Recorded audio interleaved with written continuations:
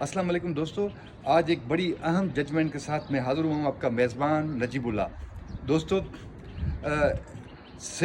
جو tax fraud کے cases ہوتے ہیں، جو سیل ٹیکس ایکٹ 1990 کے سیکشن 2 سب کلاس 37 میں سیل ٹیکس فراڈ کو ڈیفائن کیا گیا ہے، اس میں یہ واضح طور پہ یہ بتایا گیا ہے کہ اگر کوئی آدمی یا کوئی کمپنی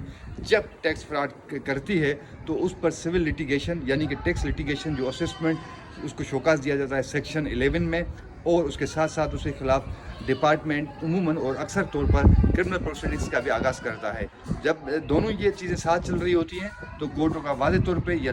جو لیجسلیچر ان کا واضح طور پہ کہا گیا ہے کہ کسی ایک بھی پروسیڈنگ کو روکا نہیں جائے گا۔ لیکن اگر کوئی ایسی صورتحال بن جائے کہ جب کیسز کے کچھ فیکٹس اتنے اہم ہو جائیں کہ کسی ایک پروسیڈنگ کو روکا جائے، تو اس حوالے سے لاہور ہائی کورٹ کی ججمنٹ جو آپ کو نیچے اسکرین میں نظر بھی آ رہی ہوگی، سائٹیشنز،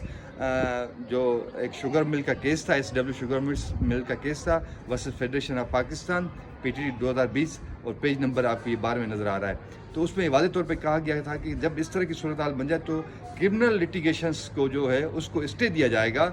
جب تک فائنل ڈٹرمنیشن آف ٹیکس ہوگی۔